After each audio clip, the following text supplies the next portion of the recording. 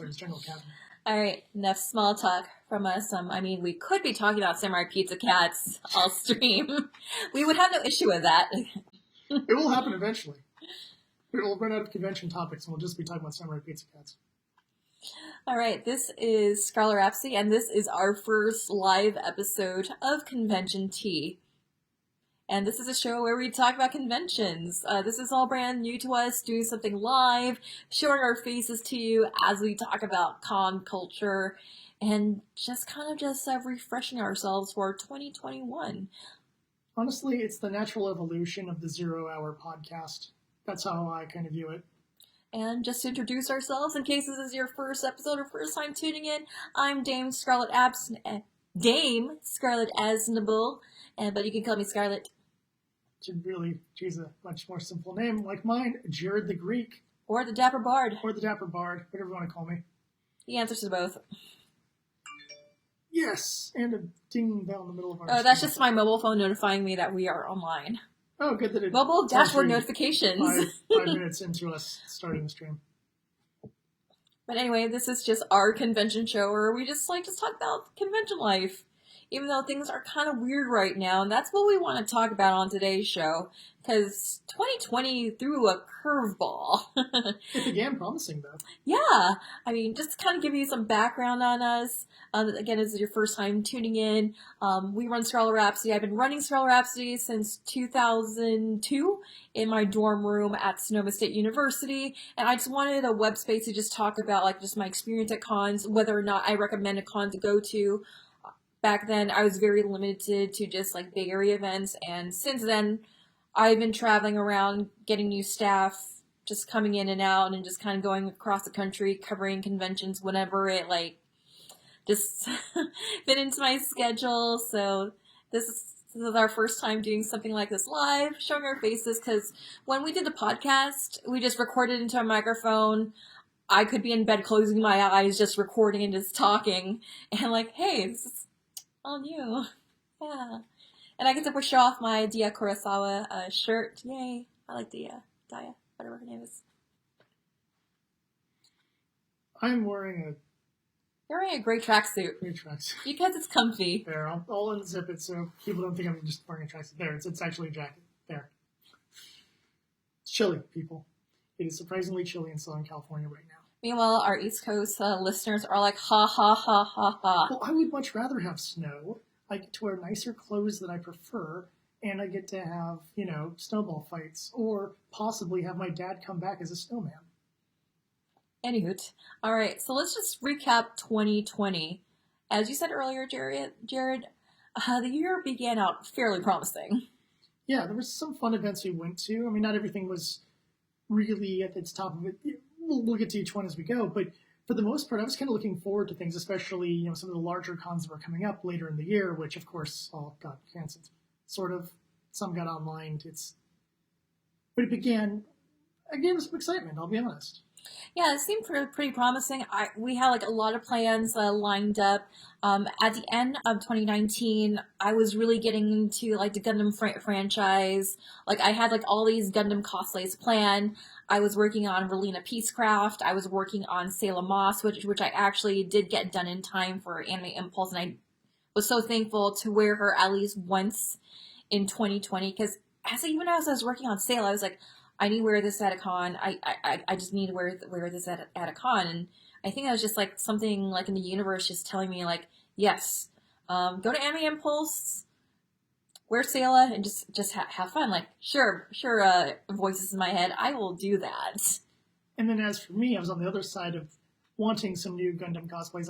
20th anniversary of Gundam Wing. Got Brights at the end of last year, I believe. Yes, you actually did wear Bright a few times last year. And I wore him, I got him early, right before 80s Night, I think. Yes. At Disneyland, which would have been February. 80s Night was end of January, because I had a doctor's appointment after 80s Night. So I got him in January, and then my plan was to hopefully have CCA Amuro, possibly one of the AU characters, and probably a Wing character, since we were trying to coordinate a Wing group, which would have been a lot of fun. And I was also also in a group where we were planning to do all 5 original Sailor Senshi I was Sailor Moon, even though I'm wearing my Sailor Mars earrings right now, made by Starlit Creations. Oh, and dang, one of them fell off my ear again. And then I was also part of another Sailor Moon group where we were supposed to be Sailor Senshi Princesses, and I was supposed to be Saturn for that group. And I still had the fabric for Saturn. And then, like, you and I, we wanted to do CCA stuff, Char's Counterattack from Gundam, at a Fanime because there's a dude who runs an old school anime meetup. And I'm like, okay, let's totally grab some old school anime. Yeah. And, well, I wanted to kind of, you know, I'd been back and forth with you on this one about wanting to run a gathering again and running a Gundam gathering.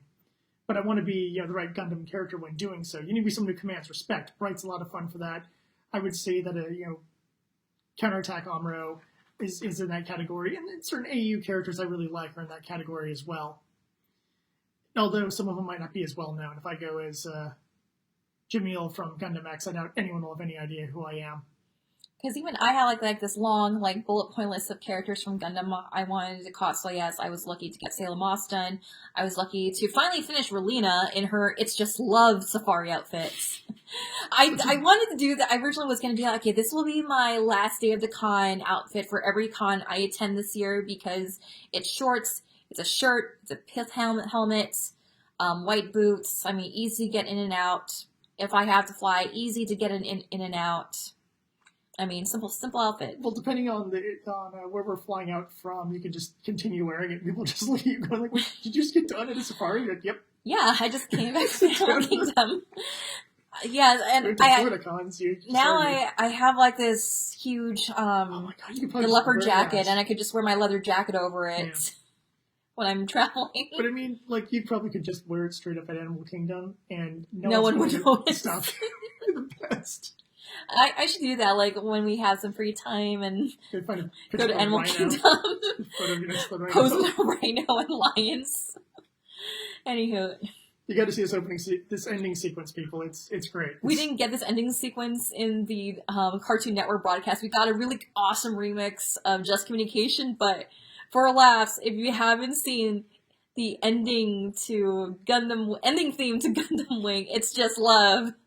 It's like, what is Relina doing at Animal Kingdom? It is so, like, non sequitur to the series. I was watching it again, like, last year, like, it's Relina hanging out, like, in this Animal Kingdom type place, and she's harassing the animals. Yeah, it's vacation footage. She's like, hey, I'm a little tired of dealing with all this politics and stuff. I'm going to go to Africa and go on safari just and have fun. And I'm going to have extreme close-ups of parrots. Yeah, it's ridiculous, and will definitely put a smile on your face due to how dumb it is, especially if you know how serious that series can get. But for me, it was a lot of Gundam stuff, and I was tempted to start checking out Demon Slayer. Yes, I was also like really into Demon Slayer at the start of the year because I was like, I like Shinobu, I like her, and then as I was watching the series, more I was like, I like Kanao, I like her. But I don't know, just when the way the year went, just the idea of even watching anything for the sake of cosplay ideas was shelved. But watch Demon Slayer anyway, it's awesome. I should. You'd like it. Yeah. Well, now it's TV series or the first 2 seasons? No, it's just one season. You can watch the dub on Hulu, which we do have an account for thanks to our Spotify account. I haven't viewed it Disney Plus, but yeah. Yeah, it's available dub. The dub was just got out maybe 2 weeks ago. And it's actually not a bad dub. All right. Well, if it's one season, I can get through that. Yeah, it's one season, and the last episode is kind of like a prologue to the Infinity Train movie. Which we don't have a U.S. release of yet.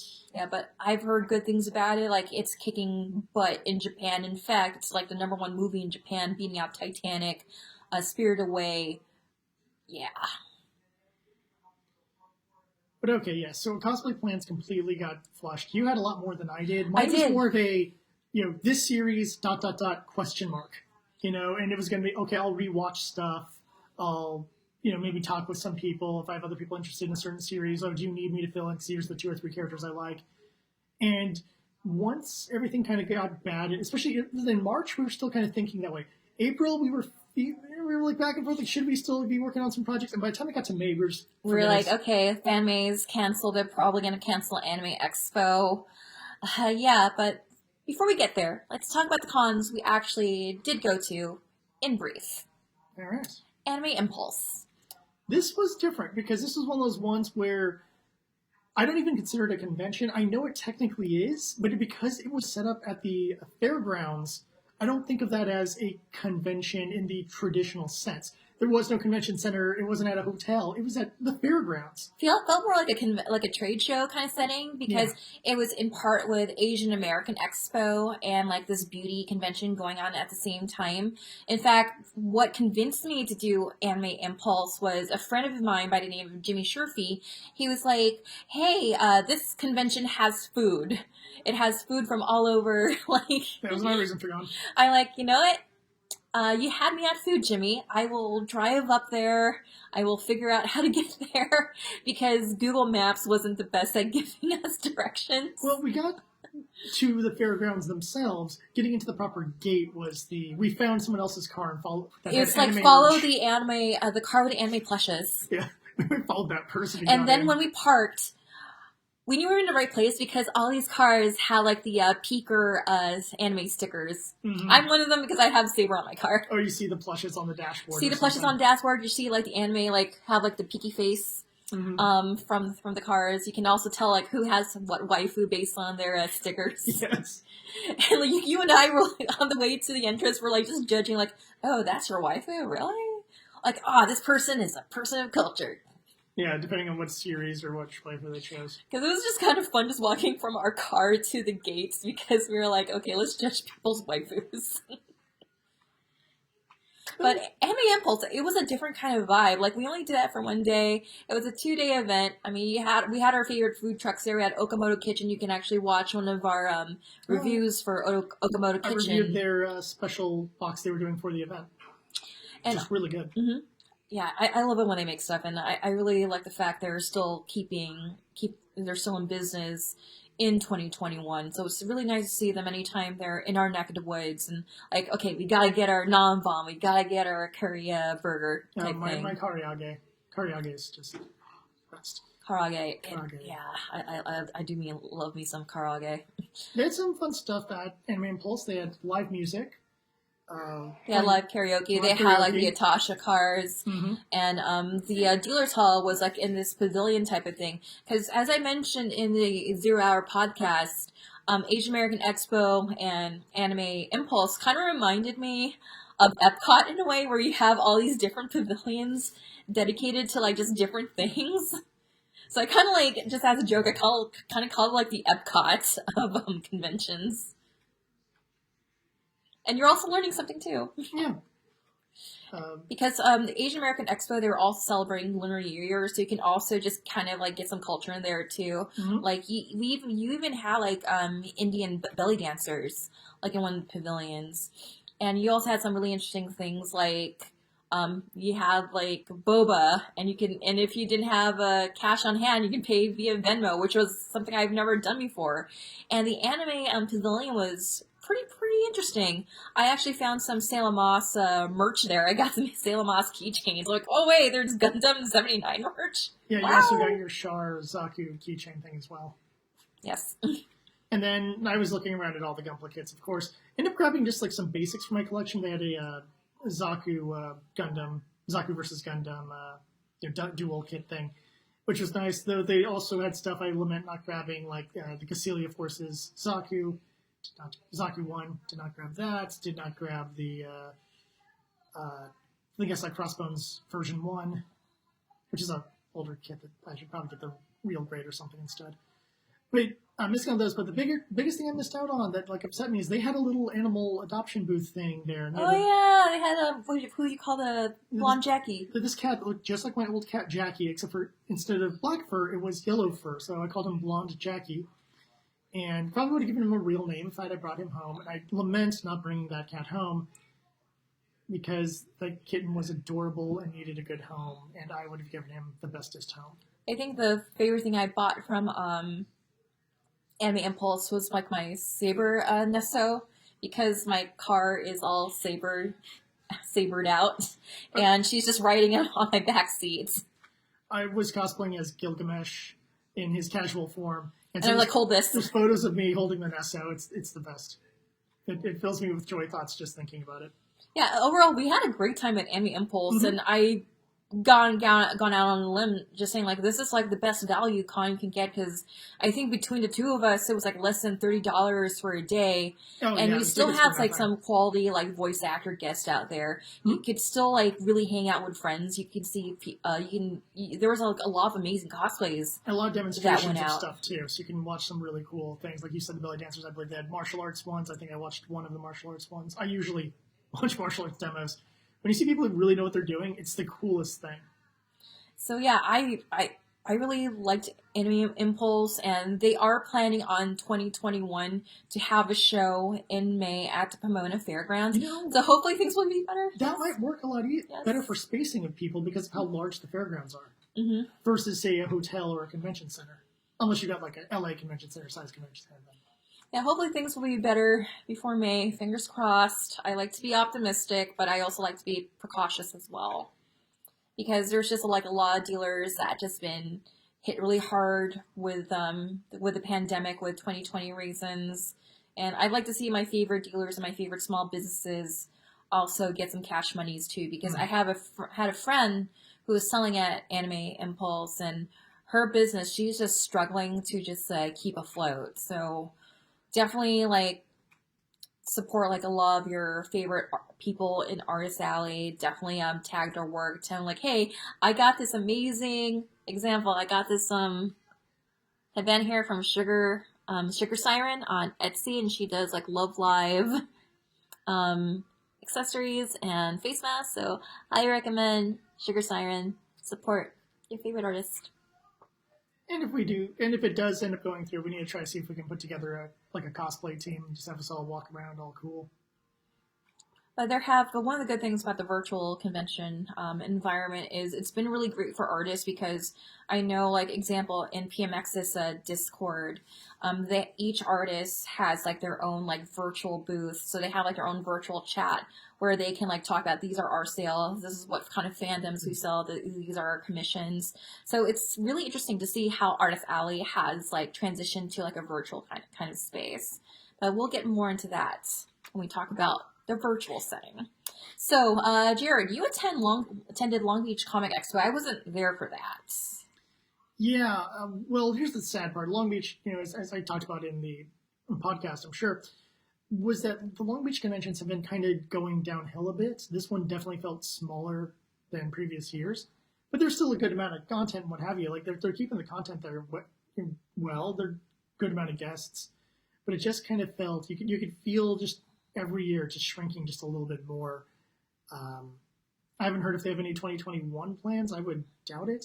I haven't seen anything regarding Long Beach Comic Expo or Comic-Con on their social medias, so I don't know what's going on, but you are right. The Long Beach events just kind of has been like shrinking like every year, and it's just really sad that, because you and we like going to the Long Beach events, but it's just kind of been getting shorter and shorter, smaller and smaller. Yeah, I was able to hit some panels, and of course I watched the film screenings because I love the film screenings. But it's one of those things where I don't even know if they'll be able to come back, based on financial issues. It already felt like they were having issues to begin with, and so if they disappear, it wouldn't shock me.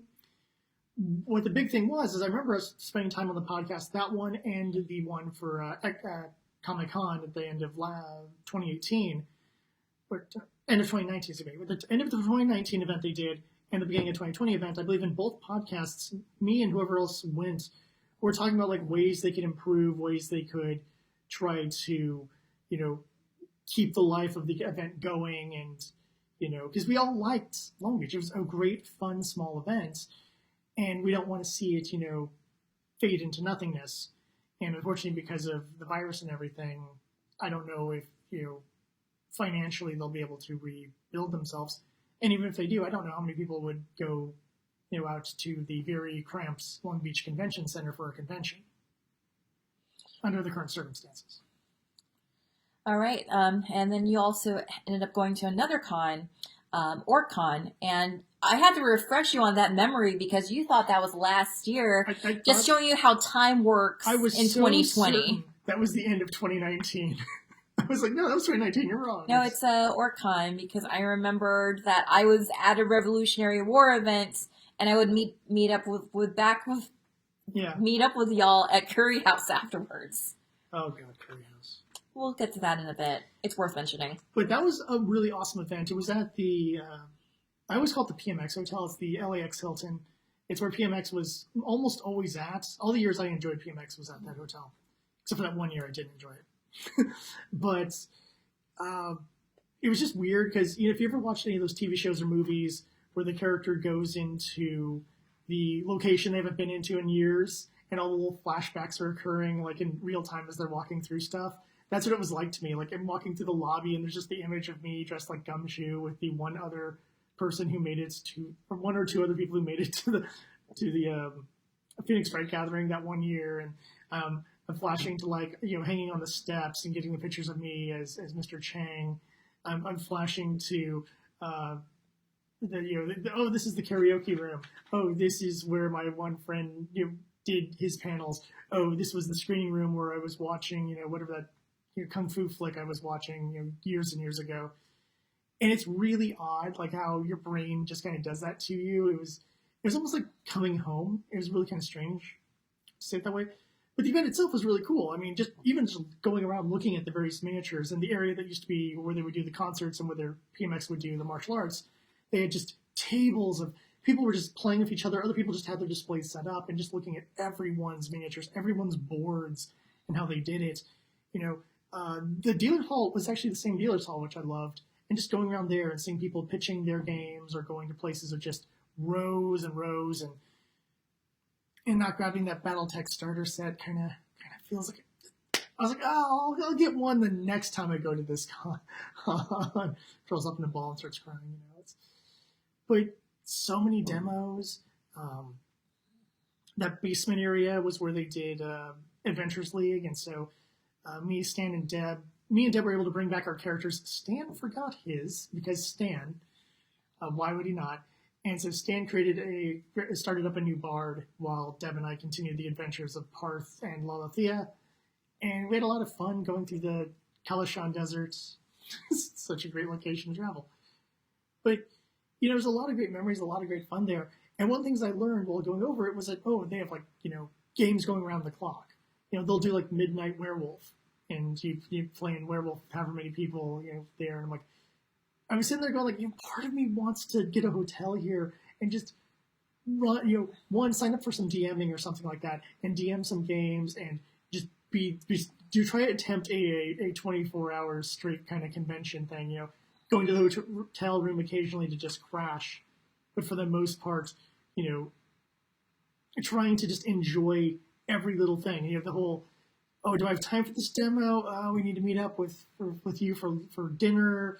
And Deb's getting, I'm grabbing my backpack, just tossing granola bars out to Stan and Deb to just keep them standing because we all had a breakfast and then we all essentially had no lunch because one of the bigger issues of that one was, food trucks and stuff like that. There weren't really any foodie options per se. And I just, was pulling granola bars and what have you. I had in my backpack. It was this is my brother's satchel that I used because I had all my D&D stuff in there. But the point is, it was actually really fun. I really enjoyed it, and I was like, I want to hit all three of these this year, except for one of them would have been the same time as Fanime. So, but I ended up going to a different one when it got to the virtual phase of things, and we can talk about the virtual phase. Of course. But I was so hyped for this. I was having so much fun, and I was looking forward to it. I wanted to show you around and possibly, like I said, do a hotel room, get some people from NoCal to show up who were down with, tabletopping, and bring my brother, of course. My brother would have loved it. Yeah, I had another event that was going on the same time OrcCon was going on. So I went to Huntington Beach because they had a Revolutionary War reenactment event, and they always encourage people who attend to dress up in a time period. And I was like, you know what? I have my Eliza Schuyler cosplay from Hamilton that I started back in 2017 but never had a chance to finish. So literally, on the morning of, I was just sewing the sleeves and I was sewing the lace into the sleeves, hopped into my Eliza Schuyler cosplay, drove down the 405 to Huntington Beach and just rolled up as one of the Schuyler sisters. And I was like, it'd be funny if someone recognizes where I'm from. No one did. But it's okay. I had fun. I learned a lot. Well, I don't think people's minds are in that frame when you're at a reenactment thing. They think you're just wearing clothing of the period. At least that's how my brain would be if I went to, like, say, a Revolutionary War thing. I'm not going to look around and say, oh, that person's clearly, you know, going as Hamilton or going as Jefferson or what have you. I'd be like, well, that's the old-timey clothes. Except for Stan, who we're going to get to dress up like George Washington. So. He totally needs to cosplay as George Washington. We will make this happen. Anywho, so when I was done with the Revolutionary War event, and when you were done with OrcCon, we have a tradition of when it's the last day of something, whether it be a convention or if we're just hanging out as friends and we just all happen to be in the area, is to go to Curry House. Curry House is a Southern California, and they also did have a Northern California location where you just, it's a Japanese restaurant where you just have curry, and it's just some of the best curry that you'll ever have. And they had a really good udon soup as well. And they had some really, really unique seasonal items. Like, I really liked the curry ramen. That was pretty unique. I really liked the New York steak curry they had for a while. And then it was just something that we did after a convention. I know a lot of people in the Los Angeles area, their tradition after Anime Expo is to go to Curry House in Little Tokyo. Without wanting to, like, wait in line, we just went to the Curry House in Torrance because, like, okay, we get back to the house, we just change up, and then we'll just go to Curry House and just have some comfort food and just kind of just talk about our weekend at the con and just kind of just sit back and reflect. And it was just kind of like just a great way to just kind of wind down after a convention, be it a 3-day or even just a 1-day convention. And we didn't know that would be our last meal at Curry House. And I remember this clearly because I was the designated driver of that trip. And It didn't sound like we were drinking. So yeah, me and Stan were getting crazy with the sake bombs. It was absurd. So we were in my car and we were listening to the last few tracks of Hamilton. And as we were pulling out of the restaurant, you had the song "Who Lives, Who Dies to Tell Your Story," and there was like this somber silence in the car, not knowing that that would be our last meal at Curry House. A few weeks later, we found out that Curry House has closed all their franchises up. Yep. And that was just the beginning of 2020. Mm-hmm. Let's go on to canceled. Basically everything. So a lot of times, like, we got sometimes, like, as a joke on, as a joke anytime we're, like, live on our Twitch channels, like, just gaming and just talking like, yeah, we would have done this, but 2020 reasons, because for a long time, YouTube was banning, like, channels who would, like, make reference to the coronavirus or COVID-19, like, earlier in 2020, but I guess they just kind of relaxed because, like, yeah, you know, it's happening, people are going to talk about it, but I think it was an attempt to prevent misinformation. yeah, I think so too, but any hoot. Yeah, RIP conventions. For now. As we know it back then. And you and I were just kind of like just hanging on to some sort of hope, okay, Expo will probably happen. Because if you remember, at the start of all this, we were told lockdown for 2 weeks, everything should be fine. But here we are recording on January 2nd, 2021 AD, year of our Lord. We're still in lockdown. Well, we've been in and out of on varying degrees, but we're not at a stage where major gatherings can happen. I mean, heck, even when we went to the Bandai pop-up store, I was kind of like, this is the closest we're going to get to a con for the remainder of the year. Yeah, we'll talk about more on that later when we start talking about virtual cons and, like, con-ish spaces. But it was one of those ones where there's certain events, like, I was really looking forward to Fanime. Fanime for me this year was going to be amazing. It was going to be my first year to do Fanime CWF, because Fanimania is, like, the big show. And I was looking forward to that, because you were going to go as Gil in a new outfit. I was going to Also, just kind of be in the audience, probably as a plant, as Nero, or probably wear Saber. Yeah, my original plan was to have like people walking, or like basically my bodyguards walking around wearing Buster Card shirts, but I eventually just simplified it to okay, I'm just going to go up as Gil this time, new outfits, same if not bigger attitude, and have some fun with this one, and then try maybe getting some a J&J security type person wearing, but B&B because be Buster Cards, security force. So like I got too popular, and now I need to have my own security force to take care of the mongrels who decided they want to have a piece of me. I only take on true champions. I was really looking forward to Anime Expo because I was hoping they would do something with the Hathaway's Flash premiere. If you followed Gundam, it was supposed to come out last year. It was my big plan for last year. You and I were like, okay, let's go as Bride and Mirai to the Hathaway's Flash premiere if that's happening at Anime Expo. And they were probably going to continue on with 40th anniversary celebration stuff at Anime Expo. Mm-hmm. And because Tomino was at New York Anime Fest or Anime NYC the year before, we actually did have coverage there with our East Coast rep out there.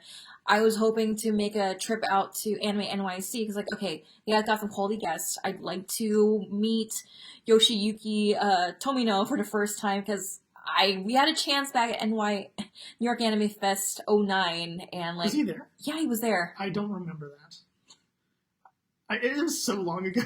He was there, but we kind of like missed out on that opportunity. Yeah. Our bad. But I wasn't a huge Gundam fan back then. But you should just grab me by the scuff, like, okay, we're meeting Yoshiyuki Tomino, whether you like it or not. Well, I just remember being so overwhelmed by New York stuff because it was my first real trip to New York, and the subway tried to eat you. And a bus almost hit me, and just that town hates me, and it's fine because I hate that town.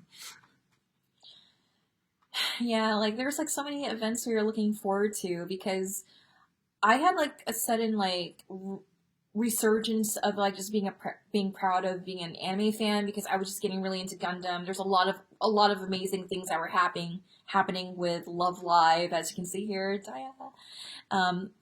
And the new Love Live series was coming out. We had like the new set of idols, and I was like, okay, I like Emma, I like Setsuna. I got to cosplay all of them, and I was really looking forward to doing that and just doing all these cosplay groups and just being excited about like guests coming in. And I was like, okay, I'm ready for this. Let's do this. But like, oh, canceled. Okay. But the good news is I got to save a lot of money and got to pay off quite a bit of the credit. You know, one of the weird things I had joked about doing at the beginning of 2020 was to start treating like autographs at conventions like autographs at Disneyland, where you get the book, and you have the person sign the page. And it's like, because everyone's running around for games, whatever. I'm like, yeah, but eventually you're gonna lose your game or what have you. But how cool would it be to just open up a page of a notebook and like, oh, by the way, here's Kylie Bear and Ruben Langdon. This is my Street Fighter page. Flip it. Here's my DBZ page with Chris Sabat and Sunny Strait and whatever. And I think that would be kind of a cool thing to do, or even if you get the Japanese people to have them sign this cool. So you just have this journal that just is everyone's signatures. And I was joking around about that. And now I think you should. I'm thinking about it. I'm like, I just kind of want to do that. Because then I can also put notes at the bottom saying like, oh, this was from, such and such con, and I met, the voice of, Piccolo and Krillin and da-da-da-da-da. Especially when, a lot of conventions in the Midwest or the East Coast get a lot of Canadian people. And guess what a lot of Canadian people were in? Gundam. So also, R.I.P. Kirby Morrow. Yep. Because we were also hoping for a Gundam Wing 20th anniversary like reunion of the cast, and like I would love to see 25th. Yeah, my bad. I Feel talk fast. old, everyone. Gundam Wing is 25 now, almost 26 years old. When we get to, I think it started in like March or April. Yeah, I would love to see a reunion of like the dub actors because I met Kirby Morrow back at Anime Central 2001, and yeah, like I remember kind of having a crush on him back then. I never met him. I think I met one of the people. I met one or two of the people in Wing. One of the people I really want is David Kay. Not so much because he's Trey's, but much more because he was Megatron. Yes. In yes. Beast Wars. Yes. Yes, just He can't. does this, yes. Yes. Yes. And he's been in a bunch of other things, but mostly Beast Wars. There's the same thing, I think, with what's his face as well. Scott McNeil. Is just the whole. He was a Beast Wars, but he was also in Teenage Mutant Ninja Turtles: The Next Mutation. So I'd have to remind him of that. But yeah, we were like just seeing all these conventions being canceled due to force majeure, and like the many times that I've had to explain what force majeure is to a lot of youngins, just letting you like, okay, this is how it works. Sometimes the convention has to wait for the city order or like some higher power to give them the force majeure for them to cancel. Otherwise, they lose their insurance money. A lot of people weren't comprehending that. Yeah, because there's a whole... And there's a certain point where, like, I just lost my patience. I'm like, hey, force majeure. Google it. Yeah. It's one of those things where I think a lot of people just thought, hey, it doesn't matter what's going on. The convention goes on regardless. It's like, well, no. No, it doesn't work that way. Like, the city has, or, like, some sort of higher authority has to say, like, okay, this is canceled, force majeure, convention gets to go on whenever it's safe to do so. And I would point out that one of the conventions that closed not until like the last minute was not Anime Los Angeles. That actually happened. Los Angeles Comic Con. And Los Angeles Comic Con was in October usually.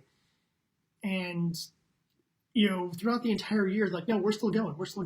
It came into like, we were sitting there going, should we go?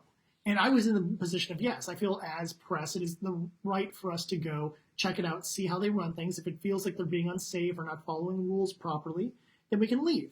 But I'm still being very cautious about it because I even was thinking about it too because, well, just disclosure, Star Rhapsody, we do this as a hobby. We're not getting paid to do any of this. I mean, it'd be nice to get some, like, Ko-Fi money, please. But I was thinking to myself, like, as a cosplayer, as an attendee, I'd probably say no to Los Angeles Comic-Con, but as press, I would consider just signing up for press and just going through the process, which is completely different from actually attending it itself, because the dates when Los Angeles Comic-Con was supposed to occur was in December, which was during the time... was during the time when California decided to just go on full lockdown because the hospital beds were running short, which was really interesting because last year they were also planning on having the LA Convention Center as a hospital space. I'm like, wait, what's going on with that? I think it's just because in the winter there's a lot more drunk driving and stuff like that that's going on. It's not, and suicide attempts. Things like that. There's a lot of, your mother's a nurse and she's constantly busy in December and January. Well, it's not just that. Let's just say, like, yeah, it's a virus. Well, yeah, the virus added more stuff too, but I'm pointing out that every winter it's rough on the medical community. But there's like 0 hospital beds in like most counties, so right. I will leave it at that. Again, it's a mixture of stuff. But the point is, yeah, they were normally an October event, you're right. Then they shifted over to December, and they were super confident they were going to happen. And I was sitting there, okay, I'll go. I'm doing this. I don't, even if I have to go solo, I'll do it. And then it was... mid-November or something? They're like, sorry, we can't. Like, we've been officially told that we cannot do this, and we're shutting it down. And it was kind of a bummer to weird fact, because it felt like this was going to be, the last con of the year. I wanted to go to a real con again, even if I'm wearing my mask, even if I'm not even in any cosplay. I'm just probably going to put on my gloves, my mask, a hat, nice shirt, and walk around and just be hazmat Jared for, a day at a convention. But I wanted to do it just to see if things were working out well, that could be a note for other events saying, like, look, this is how you can do it. And if it was a complete mess, then at least I go say, hey, this is how you don't do it. But without the event at all, that is what it is. Because I think there is a difference, like, when you're going in with the intention to cover something, just to, like, hey, this is how it was ran, this is how we felt, because I wouldn't have mind just going for a day just to cover, just kind of see, like, okay, this is what safety precautions were taken. This is how it went. Just kind of just giving you just kind of rough breakdown. Because I always like giving like an honest insight. Because that's what we do as talking about conventions. Just giving you honest insight. Mm-hmm. But at the same time, I knew if I didn't feel comfortable, like even if though I was confirmed as press, like if something in my gut was telling me not to go, or the way the world was just kind of just going south like real fast, it's like, okay, I can always say no to this. Yeah. So it was just kind of thing. And just afterward, just quarantine afterwards. Because the other thing about why I'm just very apprehensive about conventions running during the pandemic is just a lot of irresponsibility on attendees, because I've seen photos at certain cons of attendees just getting up in each other's personal space, and just kind of, I'm not very comfortable with that. Even if I'm just going as press, I'm wearing like my press suit and just kind of like just focusing in on just coverage and cosplay. Yeah, like I said. But I'm just kind of also, we've been to conventions for decades. Yeah, people always get in each other's faces. People always overcrowd. And, even if there are the warnings and what have you, people are going to still behave like people. But I feel like if you went as press, if you covered up properly, I feel that it would be worth it to bring the story back. And that was kind of my mentality with LA Comic Con. Now, that being said, I don't want to go and fly to like a Texas con because Texas is mostly open. I'm not going to fly to a Texas con to cover it for the sake of, is this working? Not because, I have any fear of the viruses or getting sick or anything. It's more the hassle. And I know that there's not going to be as many guests or anything there. And the last thing I want to do is go to a convention where all I'm doing is standing around. If I was 14 and with all my friends from high school, sure thing. Coolsies. We all get to hang out. Awesome times. When you're an adult and you're just surrounded by a bunch of 14-year-olds dressed up as Naruto, you feel like a weirdo.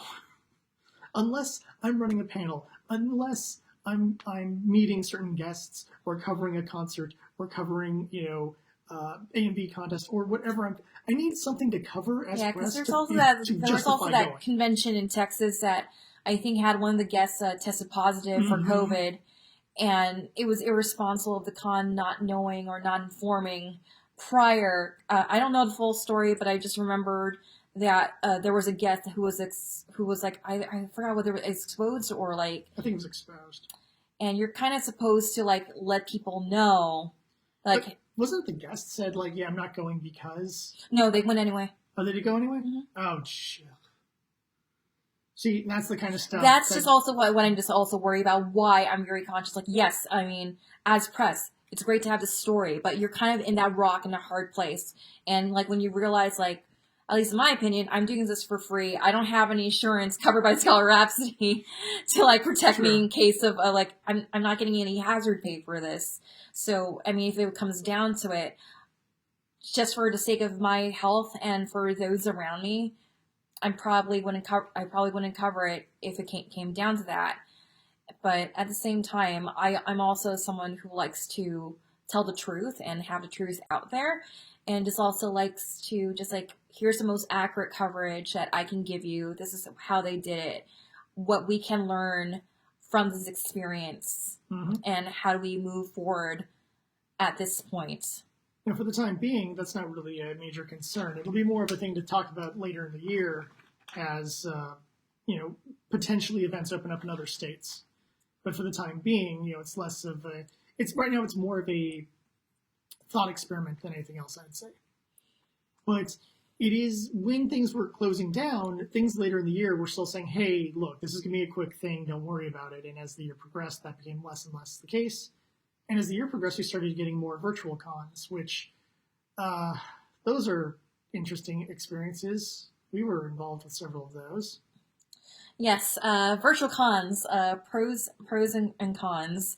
But before we go into this one, just to keep myself honest, I always mention beforehand, like, if there's anything I messed up on regarding that guest, I will look up information to make sure I got that part correct, because when it comes to a lot of these conventions and like internal drama, there's a lot of he said, she said, but probably in the comments, probably in the bio and description, I'll probably just write see what was the accurate account that was brought up.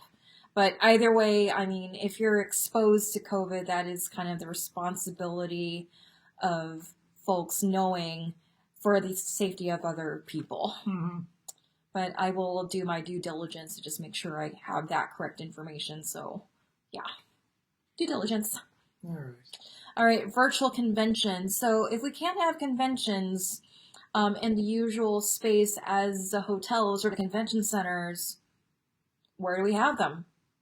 And some people thought, hey, let's just put them online. We can do panels, guest discussions, things like that. Some people even had links for vendors. You use our online store, use code convention name, and we'll give you a 5%, 10% discount, whatever. And I would say that a lot of this was varying degrees of success. I agree, because when we first started doing the virtual cons, we wanted to just kind of like keep the convention community going, even if it was virtually. So we were very honored to be asked to do panels for Zenkai Con. So we did our convention horror stories. We did Make My Mecha for that in this type of virtual space. And it was kind of like a little bit disjointed because everyone was like just doing it on like just different Twitch channels, and you had to make sure you were tuned into the correct Twitch channel. And I think everything was like was connected that way. And if you just went on the website, you would just like, so-and-so is streaming at this time, and here's a topic, and here's their Twitch channel. Yeah, another convention, well, I'll talk about it a little bit, was in this category too. Early on, a lot of I'd say, conventions were just kind of experimenting and fiddling around trying to make things work. Because there's a lot of ways that you can do a virtual convention. I used to run virtual events in a past professional type of experience setting, and like even just getting together for like a singular like webinar kind of thing can there's a lot of marketing that's involved. There's a lot of like, you got to take a look at making sure that your servers can handle it. You also have to have someone moderating the chat to make sure that there's no harassment going on, or just kind of filtering questions for guests and whatnot. And you kind of have to find the platforms that work best for your virtual event and how you're going to get people together. You had like conventions turning into the virtual space. We were panelists, and we were also attendees of these virtual spaces. And there's some independent groups that try to hold conventions or like some sort of virtual type of thing, but they also had some heavy criticism. Example, there is Craftchella, which was supposed to be kind of like a cosplayers kind of convention type of thing, and they are criticized for mainly having like a certain type of cosplayer with certain types of popularity involved with their event. I heard people's stories. I did not in any way endorse or check out that event, but I saw enough stories online from people to know that not everyone was happy with that. Not everyone was happy, and like even some of these people who are involved in Craftchella decided to just kind of step aside and let people who don't have like a large audience like them to also have like a panel slot type of thing. I actually did enter in a presentation, even though like the topic is so esoteric, but I think it's of great value to the event because it is focusing on craft. It's like how to make like a dirndl, because I enjoy making dirndls, whether it's for cosplay or just for fashion. If you don't know what a dirndl is, it's like one of those, it's the women's Oktoberfest outfit. You can Google it, DIRNDL. Or St. Pauli girl. Yes, but it's the more traditional kind of look, and just talking about just different fabrics. If you want to go for something that's a little bit more haute couture, or you want to go something that's more costumey, or if you want to just take that same concept of a dirndl and turn it into a girl hobbit outfit, and how would you approach that?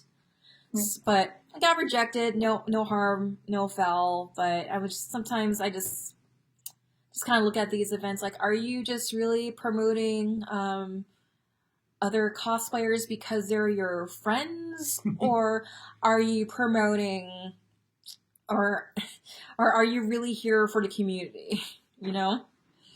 So that event, there was actually a counter event called ZenithCon. She's like, okay, let's promote like all these people who don't have an opportunity to have a platform. So let's do this event called ZenithCon. I actually did submit for that, but that event crashed and burned, and unfortunately it didn't happen.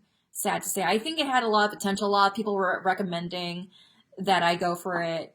I did submit, did my due diligence, but unfortunately, didn't happen.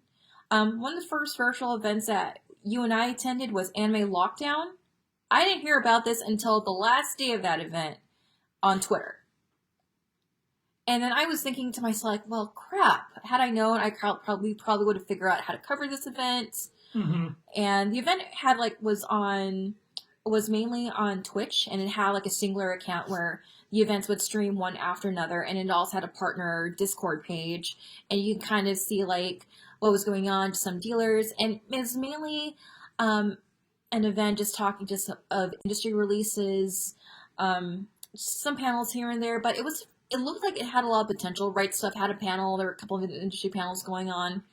And I'm like, yeah, I would have loved to just attend this whole event, like, as it was going on. But some of these virtual cons don't have the best marketing.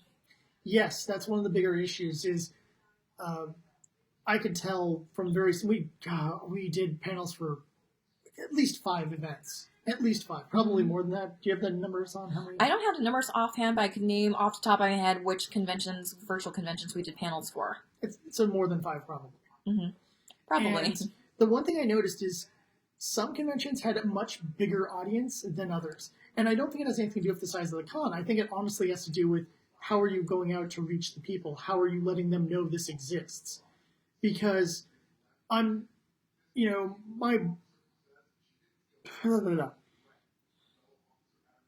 if not for like you and maybe a couple other people who were telling me about stuff, I would not know about some of the events that actually were doing a virtual thing.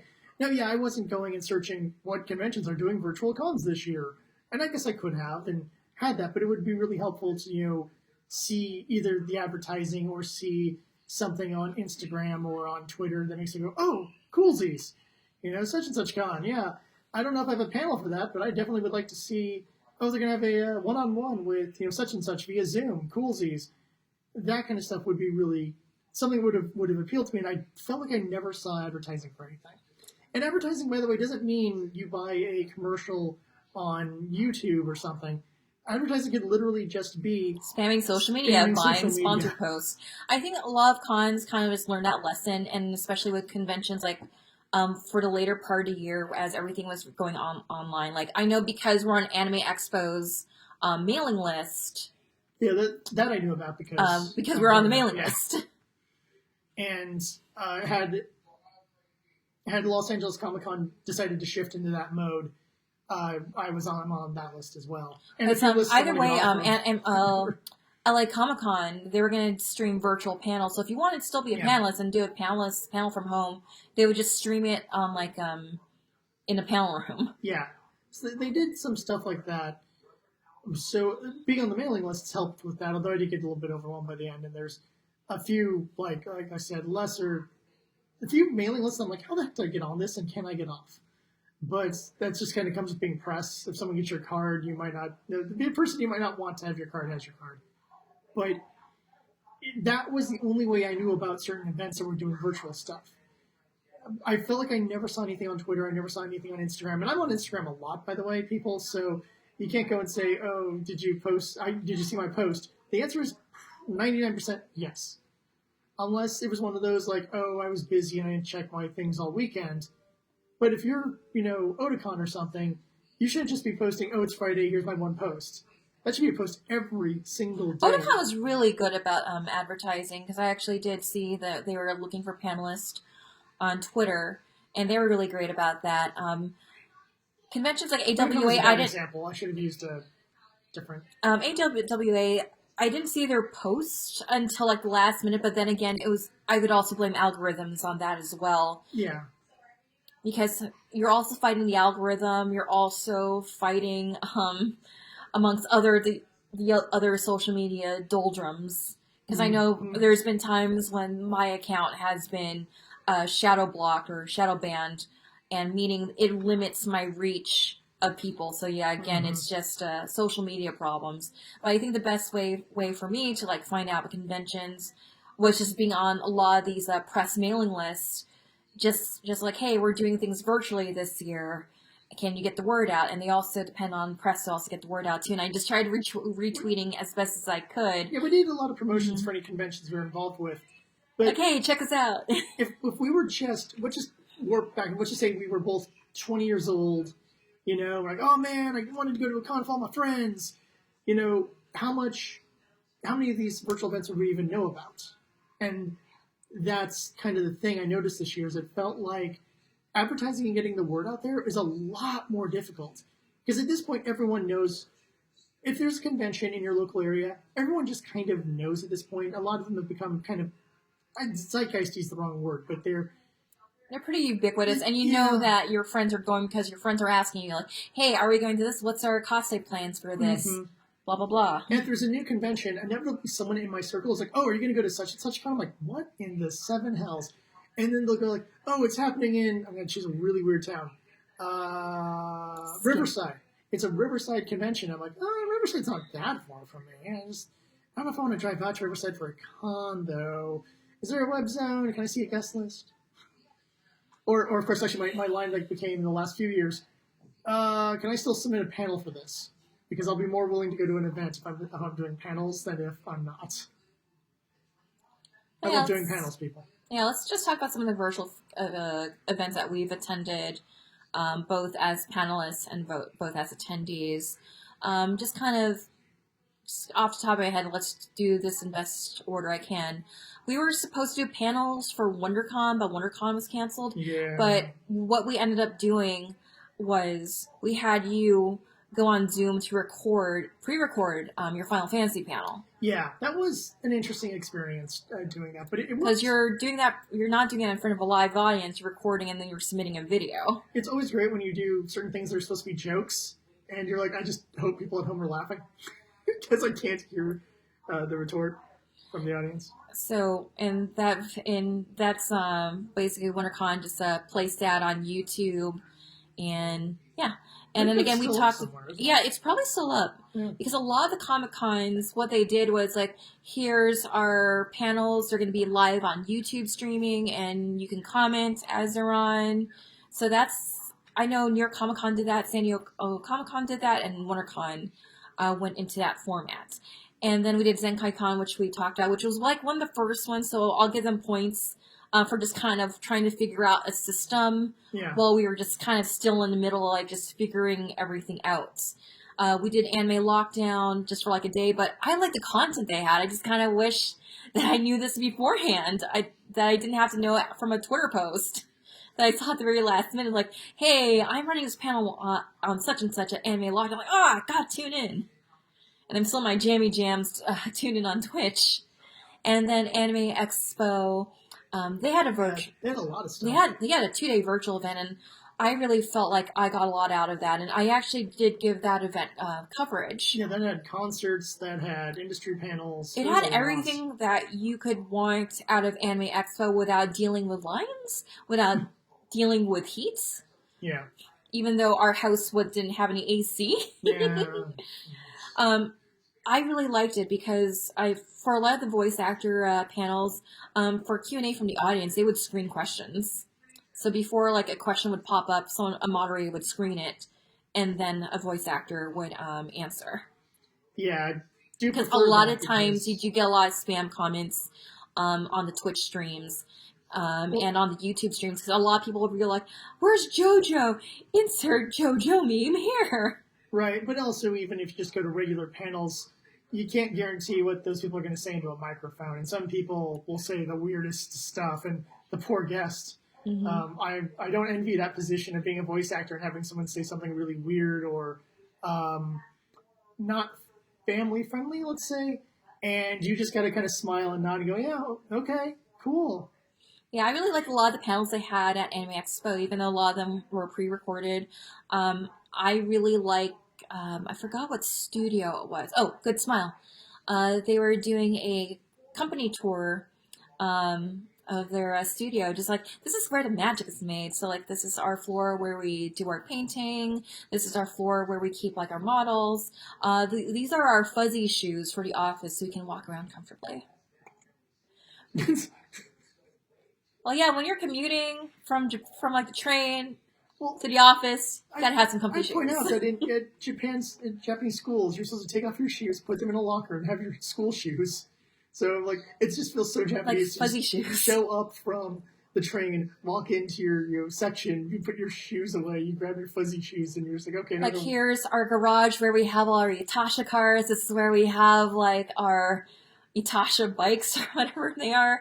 So it was just kind of cool to see, like, studio tours. And we also got a sneak peek of The World Ends With You, the animation. Wow, that game takes me back. I used to cosplay as Princess Kay, like, 10 years ago. Yeah, it was a long time ago. Wow. And I'm just wondering, like, I think I said this in the report, where, like, are they going to make this, like, mid-2000s technology, or are they going to stick with, like, 2021 technology? It should be of its time. I mean, because, like, they did the remake of the game. They remake the game still in the same time period. Gotcha. Because it's basically the same game, just on nicer hardware. And to like, just I understand it. I assume they didn't change anything. I don't have a Switch. And just to, like, just wind things down for Anime Expo Online, they had the live stream concert on Twitch, and you had, oh my goodness, I forgot a name off the top of my head, but the gal who did the songs for Evangelion, just do the finale, everyone in the chat was just, like, putting all the fire emojis, and it's like, yeah, this was a lot of fun. And plus we had fireworks going off in the background because it was 4th of July, so, like, that just made, like, hearing the Evangelion theme song live. Yeah, you didn't have to actually go anywhere for fireworks because every other neighbor just launched them off. But I thought it was a pretty cool experience. You also had, like, the the voice actress who played Ellie Ayase, Yoko Yakashize? Yeah. Cool, thank you.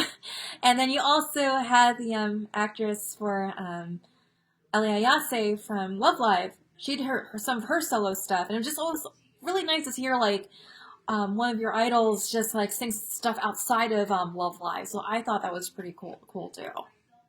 So I really enjoy the AX Online, and then after that we had Otakon Online.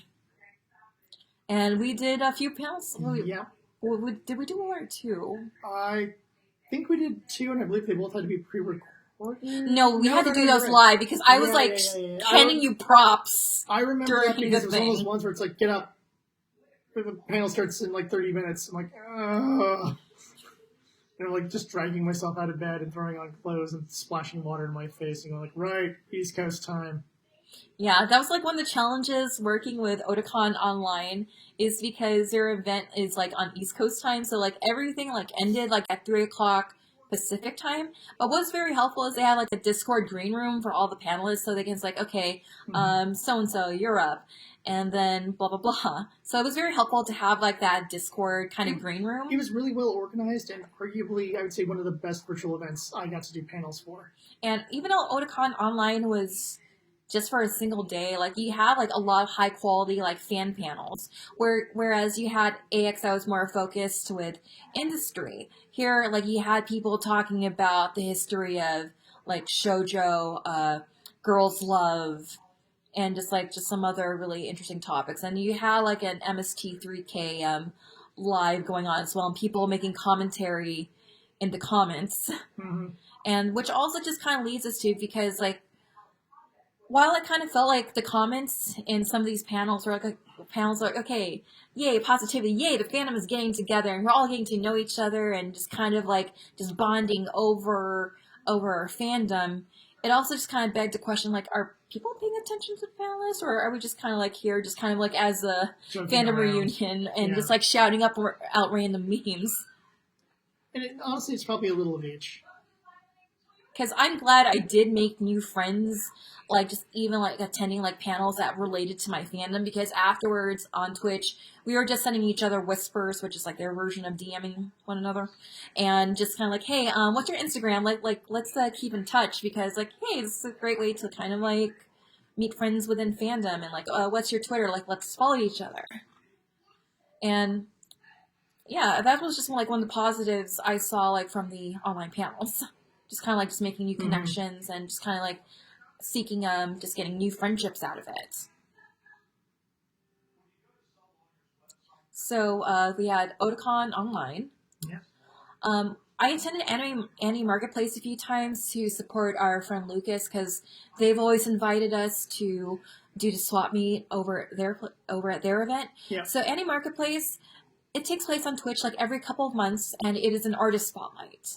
So they give like an artist, be it someone who plays music in fandom, like our friend Zeta Flair, who does idol songs on the piano, or a couple of our artist buddies who do kind of like if you're familiar with like the Home Shopping Network, it's kind of like Artist Alley, but Home Shopping Network. So let's say I'm selling this notebook. I'm showing off my products, and this is how much it costs, and let's just kind of like also my story as an artist, and just kind of like why I'm here, why I make these things, and why am I selling it to you. So they have a space to really talk about themselves and just kind of sales pitch to you and the audience. And it's also a great way to just get to know people and just kind of get to support other people in the community, especially at times when we're like really struggling to like make some money off our art. Also, we had PMX online, and I thought that was very well organized because even prior to us doing our panels, they had a Discord chat set up, and I was just kind of like just being sassy on their Discord channel because they had a programming panel room. It's like, hey, where do I sign up for panels? Okay, and they sent me the link. And then we had 2 panels: Gundam Wing and Make My Mecha. Yeah. Was it? Yes. Yes. Because I had to look up. That's right. Yeah, you were looking up where things were streaming, which was very helpful for me to just shout that out in the middle of my. And also for you to have a voice break. Yeah. Like, such and such is streaming on such and such. But it worked pretty well to go through stuff, especially for like the weirder things like Brave Raideen, which still has my favorite little header for the slide. Ask me about my stupid hat. Yeah, also, it was a lot, and I thought it was very well organized. I really appreciate the fact that, like, prior to the event, we kind of had a tech rehearsal just to make sure that everything was going by fine. Granted, PMX may have had some hiccups, like, in timing and things from writing being delayed and lagged, but unfortunately, having had experience working with virtual events with high-profile clientele and high-profile guest speakers and whatnot, I'm like, yeah, these things do happen. I forgive them. And I do appreciate the fact that PMX gave us a space to just kind of like talk about our fandoms that we love. And we actually debuted a new panel at PMX Online, which was 25 years of Gundam Wing. That was a fun panel. I don't mind doing that again. We ended up covering all the weirdness of it and just how it was the series that got Gundam to the United States. And, of course, the amazingness of the original Gunpla commercial, which I really recommend. It'd be called, I think it's just look up, what is it, What's Your Level of Commitment? This commercial, it was great. It makes model kits seem like it's the most intense thing ever, and if you don't do it, you're not cool. Also, my favorite part of that panel was just talking about, like, the impact of Gundam Wing on American fandom, and also just talking about the early days of American Fujoshi. Oh, yeah. That was just really fun to talk about because I also got to embarrass myself a little bit. And then I also got to talk about just the early days of, 2000s era conventions when Scott McNeil was all the rage and people would, play. I just found out that Scott McNeil and I are Facebook friends. Like, whoa, when did this happen? People like to take RC cards and Animagic and just kind of just play RC cards with Scott McNeil. Challenge a god of death in an RC battle across the pool. That's not how Duo sounds like. It's not, but close enough. It was a much different era then, and there's a great panel, and I want to do the panel again for more conventions because there's enough fandom around Wing even to this day that and then filling in of stuff like the budget issues or this or that is kind of interesting, or how freaking Wing Zero Custom is probably the most outside of the ARC 78-2 is probably the most overmade model kit. There are so many different versions of the Wing Zero Custom. Everyone likes those dumb wings except for me. But PMX was very nice to archive our Gundam Wing panel, so you actually could watch that on PMX's Twitch channel. But likewise, our panels always evolve, so what you might see on PMX's channel might be different next time we do it. Exactly. So that was like our guinea pig run for our Gundam Wing panel. I know my Make Mine Mecha panel is actually going to be modified next time. I'm going to put in a series that I don't think is all that important, but a lot of people like. So I'm actually going to be adding that in there, maybe pulling something else out. Mm-hmm. Actually, I know exactly what I'm pulling out, which is unfortunate because it was my personal bias. I'm removing my bias in exchange for someone else's bias. And I do appreciate the fact that that the convention organizer, Mike Tatsugawa, said he really liked our panels. And just hearing that from the convention organizer, that just kind of like, thank you so much, dude. I really appreciate it. And Mike Tatsugawa, he's like one of the original, I think he's like the original chair of Anime Expo. Or at least one of the founders of, I think. Because I'm like, yeah, he's like one of those old school people. Which also brings us to like connecting as a community online. I know you're not part of this group, but I am. The Old School Conventions Facebook group. When I first joined this back in June or whatever it was, I was like, cool, I get to just reconnect with like a lot of these people from back in the day, and I was actually making friendships with people that I kind of knew of or had some vague kind of knowledge of, and vice versa with me as well. And then I'm like, hey, I just reconnecting people and just making friendships with them. And I was just like sharing a lot of my photos from the old days. But even then, the novelty was just kind of wearing out a little bit. I mean, yeah, it's cool to like look back at these at the old days. But I also know that, like, well, I gotta look forward to the future as well. But I am glad for the friendships that I did make in the Old School anime conventions group. Which is actually kind of cool for what it was, just kind of looking back at the past. But you also kind of also realize that looking back in the past a little bit too much, probably not a good thing. Well, I think if you go to the root word for nostalgia, one of them is like, one of the root parts of it is like pain or something like that. Mm-hmm. Because it's the kind of that feeling of loss of, looking back at your past, like, oh, but I miss this and I miss that. Because there are things that, like, had I been younger, again, going back to that Yoshiyuki Tomino thing at New York Anime Fest 09, like, if I was into Gundam earlier, like, let's go. I wouldn't have any regrets feeling anything about that. Or, like, the Read or Die creative team at Anime Expo 2002, I totally missed out on that because, like, oh, I just want to hang out with friends. And I'm like, yeah, I had a good time with my friends, but kind of like as a fan of Read or Die now, I'm like, I missed seeing the cast and missing the creative team of Read or Die. But I did see the voice actress who played Utena in the Japanese version, Journal Seiyu, before she passed. For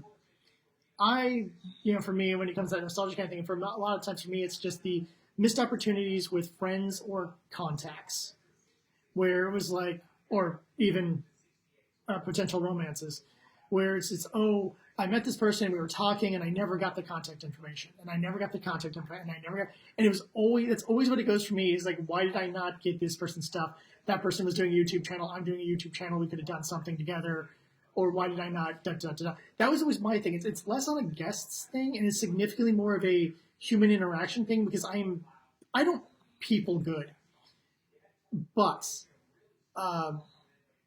that's something, especially in especially when you're a creative person, it's really helpful to have people that you can have a conversation with, either about your creative endeavors or to help cross promote. Oh, cool! I really like this art you're doing. Oh, cool! I like your videos. Something like that, and instead that never happened for me. So that most of my nostalgic pain comes from that, of thinking, oh, that was the year where I met the person who and I didn't get the contact information because I'm a moron. And also the fact that just kind of looking back at those days, I just kind of realized, like, okay, maybe it wasn't all rose-colored lenses kind of thing, because had I had the knowledge I know now about certain issues, and the way fandom treats each other, I would have stood up for myself a lot more back then.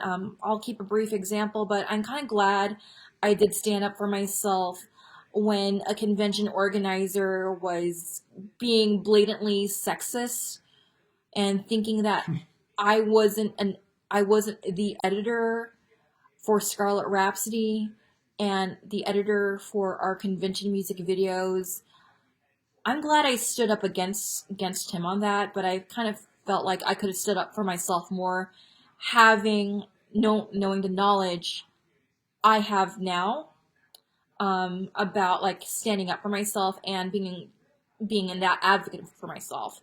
Not just when it comes to like specific issues, but just having the confidence I have now to just like really stand up for myself, because I just look back at like a lot of those times back in the old days where like I just let myself be walked on upon. I let myself be a doormat. And I just kind of want to look back at that. Like, I wish I had been more confident to just like really stand up for myself, or to like just leave toxic people, and just also just the value of just saying no to a lot of things when I was young. But you know what? As Alanis Morissette says, you live, you learn. And, the experiences we have make us who we are. So, if you hadn't gone through those things, you might not be the person you are now. And, if I hadn't made certain mistakes I had made in the past, I wouldn't be the person I am now as well. Other limitations I have is, why didn't I start doing panels sooner? Why did I not, do AMVs sooner? Things like that as well. And, I don't like to live in the idea of regret. I like to just kind of look forward and not, if I look back in the past, it's because I'm going to try to remember a few of the good times. And I try not to think about the bad times, because there's nothing I can do about those things. Though this is really kind of a different kind of topic. It kind of looking back throughout this year, it's interesting saying like, oh, we could have done more virtual events. And at the same time, I look and go like, yeah, but really, was there a point to do more virtual events? And I really felt like we did as much as we could, because at the same time, we're living through a very historic pandemic. We're also living with existential dread. Yeah. And like partially we might not, by said pandemic. And we're probably not like in the mood to like do a panel like every week. Maybe once a month, maybe every 2 weeks. I can barely get my YouTube videos out once a week. I mean, exactly. Like, I consider myself to be pretty productive, because I kind of need productivity to survive, whether it's like streaming, because that's just kind of how my brain is wired. But at the same time, I had to recognize, hey, you're only human. You can't be like all over the map at once.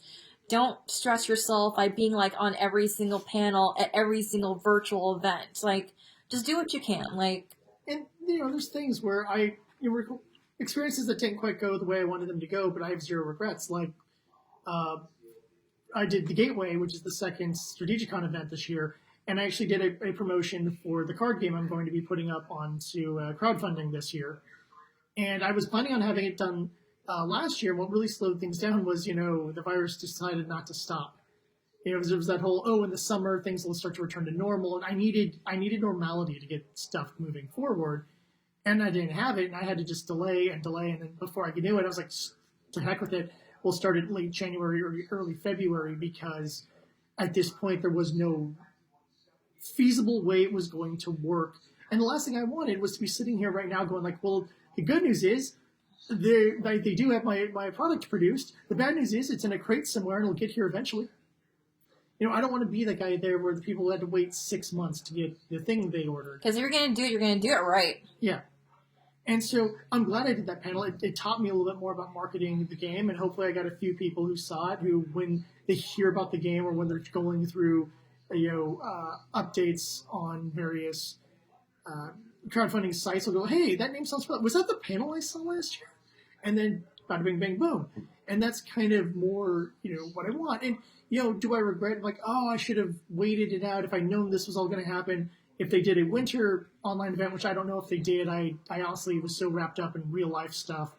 And my fall, winter of last year was insane for me, to a point that everything just kind of, streaming, everything just kind of fell off the table. I had to just focus on real life family drama.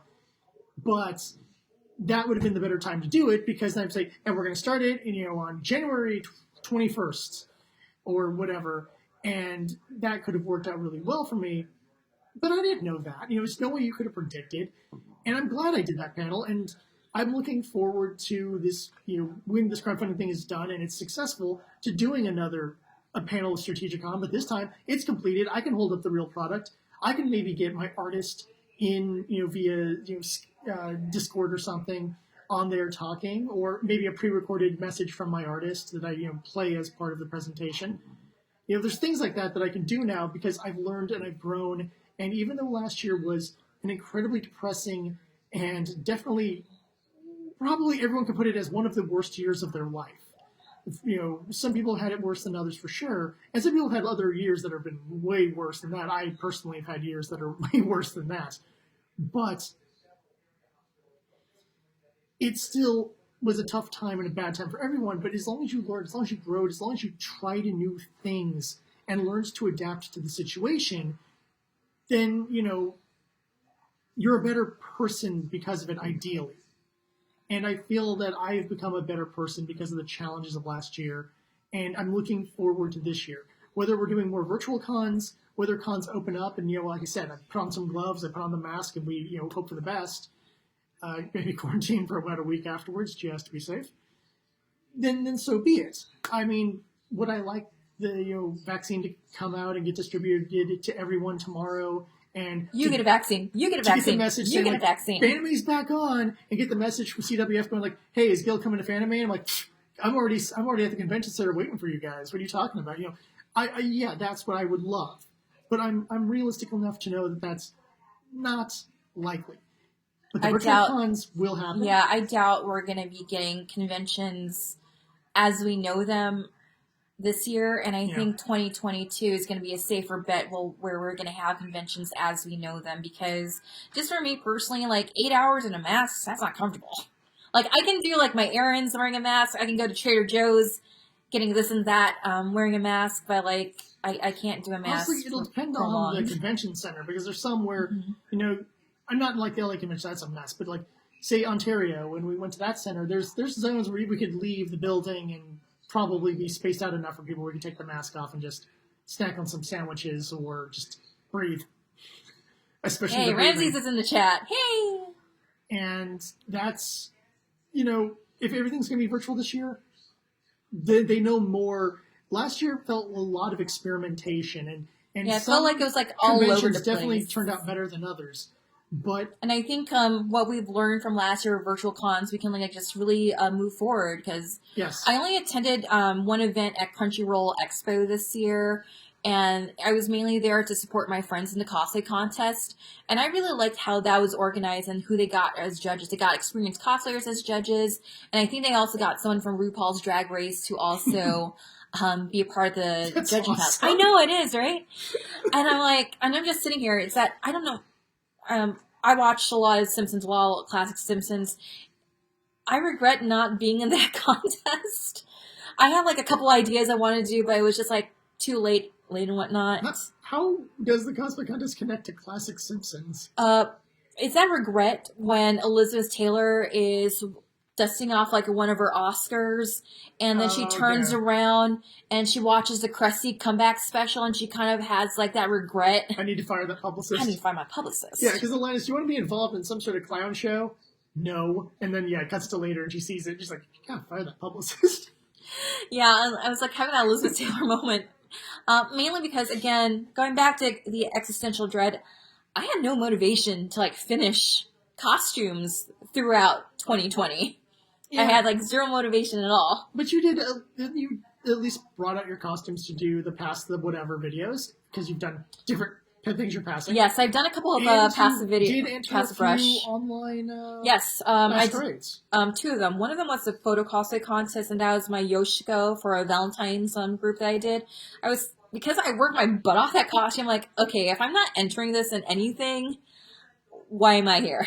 So I ended up entering that at OC, at CoastCon, which is a JC theme convention, and I ended up getting second place for that one. And they gave me some high quality makeup as prizes. So I'm like, hey, I can't say no to this. I got a new makeup brush because I needed a new blush brush. They gave me high quality eyeliner, lipstick, and what was it? And mascara, because I needed new mascara. Like, thank you. This is like Such presents I can use. choice for It's not like rewards. random DVD number 3 of an obscure anime I'm probably never gonna watch. It's not a random poster of what we couldn't sell at the dealers hall. Thank you so much, CoastCon, for giving me such quality gifts. I really appreciate my prize package because I use it every day. But- I love practice. As the older I get, the more practical a gift is, and more it means a lot to me. So I think we can enter this year, even if it is a virtual convention year, with a much more sense of positivity. You know, you were in a couple different cosplay contests, and they had several others too. You just why enter? You know, like you said, you can't enter. We can't do a panel at every single virtual con. You can't masquerade for every single virtual con either. I mean, we did a video for ZotCon, which is like a UC Irvine anime con. That was also running at the same time as PMX Online, which was really weird to like switch it back and forth because I also wanted to support them too. Mm-hmm. And yeah, that was a fun skit I did, and I wear my Mars earrings, and I got a lot of compliments from like a lot of people saying like, yeah, you were so in character and like you were spot on. And I think after that, that's when I started to like just get into cosplay TikTok. I didn't think I was gonna go on to TikTok. Like, yeah, that's a Zoomer thing. Like, it's not like ye old millennial old type thing. And they're like, oh, I'm just having fun with this, just being in character in cosplay. And I'm just trying to find like just different ways to like just kind of express myself through cosplay by other means outside of conventions, outside of cosplay meetups. So, yeah, I mean, I think everyone should have a much more optimistic look of this year because, yes, this year might be a rerun of next year in terms of being stuck indoors, the economy falling apart. But if conventions have learned from their experiences and running virtual cons, then the virtual cons this year will be a lot smoother. It'll be more smooth for panelists, more smooth for I guess attendees, for lack of a better word, more smooth for contests, both AMV and Masquerade, and that will at least give us that chance to connect. Like you said in the chats, you were connecting with other people and talking about this and that. Yay, new friends. We have this opportunity to reach out to people in a way we probably wouldn't normally do because I'm not a particularly social person at cons. As I said, my regrets are not getting that contact information for people. I would have significantly more friends on Facebook or whatever social media if I actually took the time to say, hey, can we keep track of each other on what social media are you into? I can't even see that like in this format of trying to just explain about how I talk because it sounds so awkward and unnatural for me to say that. But hey, remember when you were in line at the Bandai Hobby Store? Guess who also I don't have the contact information for and have no way to ever The contact. friend you talked to about building Gundam dioramas with. Yeah. But yeah, just briefly on that, because I know we also wanted to talk about We this were holding too. our phones. He could have instantly said, oh, by the way, I'm Billy Zaku on Instagram. And I go, hold on, Billy Z-A, like the unit. Yes, okay. Gotcha. There. Jared DeBrickle sent you a... Yeah, and we could have just done that, right? We both post... Like my most recent picture on my Instagram is about Haropla. My next picture is going to be... the picture before that is one of the Fate kits, and the picture that I'm going to post later today is going to be of my gym that I'm building. So, obviously, I have a lot of Gunpla pictures on my Instagram. I'm sure he has a bunch of Gundam pictures on his Instagram, and we could have just been Instagram Gunpla buddies. And I didn't ask. And the problem is, he gave me his first name. Sure, that's great. Do you know how many people have that same first name? And that's, again, like I said, my terms things. But if there's just a chat going, I'm going to add my comment in, or I usually don't add memes or anything like that, but I'll add my own comment or my own little, like, oh, don't forget, if someone says something, it's like, actually, if you're a big fan of the anime he's talking about, you also might like such and such, because it's really similar in a lot of ways, or it's done by the same creative staff, or what have you. Just like if you love Gundam, you need to watch Brave Raideen, because they're both done by Yoshiyuki Tomino, essentially the same series. You're going to love it. They're clearly not, one is designed for like 8-year-olds, and the other is designed for adults. Not at all. You're not even going to know the difference. You can watch them back to back, and it's the exact same experience. Okay, going into chat, we do have a question from Ramses. Is it about Brave Raideen? No, it's not about Brave Raideen, but just full disclosure, Ramses is part of our staff. I don't know if you answered this, but what do you think conventions should take in consideration going forward when this is over? Okay, well, Good question. that's a good question. One of the things is it's really going to come down to how the vaccine has an impact on society. Not just the numbers of who can get a hold of it, but then how we want to behave even with it in our systems. I still think the spacing in lines is a good thing, just in general. Because let's just take the current pandemic off the table. How many people have gone to a convention and then come home with conflict? I can raise my hand on this one. You can raise your hand on this one. Ramses can probably raise his hand on this one. God knows how many other viewers can raise their hand on this one. Stan and Deb could probably both raise their hands if they were here. How many of our friends? Everyone has. Because guess what? Most viruses and diseases pass the same way as this pandemic. Joe Young Botch got me sick like that. Yeah. Says our full disclosure staff person in our channel. So it's one of those things wherein I think spacing is actually a good idea. And look, you can't do it everywhere. You can't really do that in the dealer hall. You can't really do that in, say, the cosplay lobby. Every con has a cosplay lobby. But where you can do it is in the lines for the film premieres, for the lines for the panels and stuff like that. Because you also have to like space out people like even in panel rooms when you're seeing them in rows too. Mm-hmm.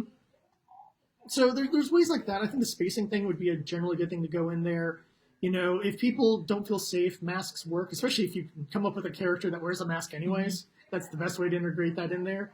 I don't know. I'm probably not going to cosplay at cons when things are kind of good to go. I think I'll just go and just like press gear. Like I call this fandom gear, like what I'm wearing right now with my Daya inspired outfit. Yeah, I also have a matching mask for this, also by Sugar Siren. It's my Star Trek Expendable shirt, where I dressed up like a red shirt from the classic Star Trek, and it says Expendable on it. So there's things like that you can do, of course, if you don't want to dress in cosplay. But if you do want to dress in cosplay, may I highly recommend Kakashi. There's probably a few other characters when I took the time. It's just the first that came to mind. And other than that, I think conventions should possibly put out stands for hand sanitizer. I think that you could have the water stand right here, hand sanitizer right next to it. And I think that would be a good thing to do. Just, again, like I said, it's more the point of getting sick at a con it can happen, it has happened. Even when we have the vaccine, it's still going to be a thing. I think we can learn to take steps from that to really make conventions a bit more healthy. And I think that's where really what will hopefully happen when we get things coming back. I also believe when conventions start opening up, I don't think it's going to be a flood of people. As much as everyone wants to go. Because a lot of people right now are just, it's really hard to describe because I know you and I were talking about it. It's just kind of like people just not wanting to go out for a while, even after this is over. Mm-hmm. And also, I know you and I know this is every day for you, Jared, but for me, like, I felt like I have to like relearn social skills again, in the sense that like I've kind of forgot how to people, because the only people I really interact with is just my immediate family. Yeah, welcome to my world. Exactly, and I'm like, wait, there's people here. How do I? The weirdest thing for me and like, how close do I need to be? I know 6 feet away, but I know we're all wearing masks. Why we're all like standing in like our social discussion circle? Like, why am I here again? But again, if you're with your friends, we're all healthy, then you're a little bit more fine. Rather like, I think you're free to be awkward when you're with friends, but like if you're in a situation that I've been in, because I've had to do some social interactions outside of. Yeah, I had to do some real life social interactions.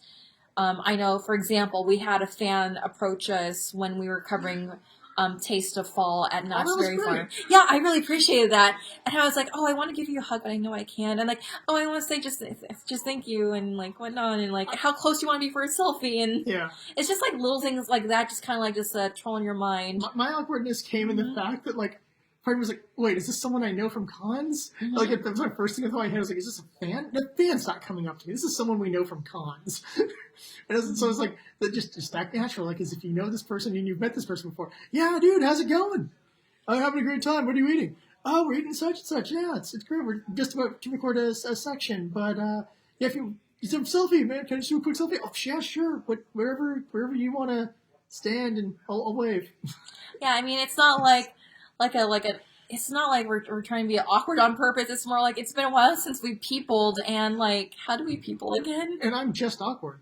So when it comes to people, so it seems like I'm normal, but you're not the only person I've heard who's complained about this. I've seen this. A lot of people on Facebook have talked about this, and I think I've seen it a little bit on Twitter. People going like, I want to go back to cons, or I want to go to insert gathering or whatever, but I feel like when I see people, I'm not going to know what to say to them or how to interact. And I think it's perfectly human to feel that way. Humans are social animals, and if you remove us from social interaction, it has a detrimental effect, not only just in terms of depression and things like that, but also, trying to relearn how to do that, especially in nerd circles where we're already awkward as it is because... I mean, that's what Soul of the Dragon says here, but to be fair, being awkward is pretty norm for conventions anyway. Yeah, it is. Yes. So, like, if we're all awkward together, we'll all get along, yes? Yeah. We're all, it's how it is. It's one of those ones where I've done panels, and every time I do a panel, I'm like, man, all I want is like 2 or 3 people to come up with me and have a fun conversation about what I'm talking about on this panel. And then people come up to me and talk to me. I'm always like, yeah. Oh no, yeah, I considered putting that in there, but this and that, or well, see, I don't like the series because, or I like the series because, and it's just like but I'm always feeling kind of weird, like, why are you talking to me, person, post panel? And my brain's going like, you wanted this, you jerk. So, it's the funniest of that, but I think we'll all be fine at cons. It'll be more like how we were. If you go back and think of like you were a teenager at, Expo or whatever, you're going to be more at that mindset of like, it'll be like a reversion to that, but it's only going to last your first convention or two. And then after that, you'll start being back to kind of where you normally were. They like riding a bike. That's always the metaphor people use. That if you haven't ridden a bike in a while, the first while you're on there, you're going to be wobbling, but then you're going to get it, your brain will remember how to do it right, and you'll be fine. And I think that's what's going to happen with everyone. Everyone's more afraid of how they're going to behave. But I'm telling you, in a hypothetical world where we're all at a convention, we're staying at the hotel, by day 2, you're going to feel fine again. You're going to feel whatever you were feeling at conventions prior to that. Now, for me, that means I don't really change much. It means I do the panel, and then people talk to me afterwards, and I go, humans, don't know. And I'm like a malfunctioning robot, and, everyone else will be super chill. So, it'll be great. Well, I guess we could just begin to wrap things up with our show. Like, we're almost reaching the 2-hour mark. Yeah, thank you for the questions, everyone, because, it's really interaction. interesting. Kind of thinking about things I normally wouldn't have thought about. Yeah, 2021 moving forward, like, yeah, we'll anticipate more virtual conventions and virtual spaces, and we'll contribute where we can. We can't always guarantee we'll be at everything, but I'm going to try to hit something from, like, I always used to call them the 4 coasts, but essentially, the Midwest, the South, the East, and the West. I'd like to hit something from each coast this year. You make it sound like Fushigi Yugi, where there's like a Miko in each, or like a god. I divided it like back in the day. Wait, who's like the god of the West in Fushigi Yugi? I forgot. I don't the remember coordinates. the cardinal directions of the 4 gods. Yeah, there's the phoenix, or Saint Beast, tiger, dragon, turtle. Yep, Genbu, Byaku, Suzaku, and Hiryu. But yeah, I think it would be cool to like do something with a convention, like, just kind of geographically, just because like when things get better, I want to travel again. I want to like just go across the country again because we have Southwest miles now. We can fly. Those don't expire, free. do they? No, they don't. Do not expire. I have a Southwest credit card. I got miles. They haven't been used. It's one of those ones where I'm like, I don't want to find out these are vacation days. It's like, it's end of the year. You lose them all. It's done. You're like, no! When things get better, I definitely want to just, like, fly, explore. Yeah. Oh, that's when I started dividing that up. When I was doing A and Bs. And I was like, well, I'm only going to be going to physically West Coast conventions, but I want to send something to the Midwest, something to the East, and something to the South. And I don't call it the Midwest, because if I call it the North, people are like, well, you went to SakuraCon. I'm like, no, I mean North. I mean, like, the real North, like Chicago or Detroit or, oh, God, Detroit. Detroit, no! Hey, it's the home of Motown. I got a comment from Ramsey's. Full disclosure, he's part of our staff. You said that already. I was, like, being fair again, due diligence. Not just that, but thanks to this new norm, stuff like streams become more critical. Agreed. Yeah, I agree with that one. Yeah, I really liked Discotech. They've been doing streams on their Twitch channel quite often, not just for announcement stuff, because I was very jazzed to hear that Grimm's Fairy Tales got a license. Yes. And like that is like a huge part of my childhood. I covered that in my panel. Like I didn't know that was an anime. Yeah, we showed the clip of 12 Dancing Princesses. Yeah, that seems scary. Yeah, when they all become demons. Yeah. It's also just great hearing Tony Oliver, like, just be a little hero man. Mm-hmm. It's great. Rick Hunter as the prince.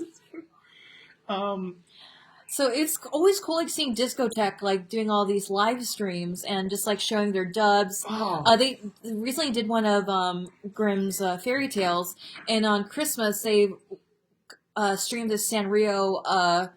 It's almost like a Ralph Bakshi style the version of the Nutcracker. Yeah, it's a head trip. If you haven't seen it, go and track it down because it is a head trip. It involves a two-headed rat king.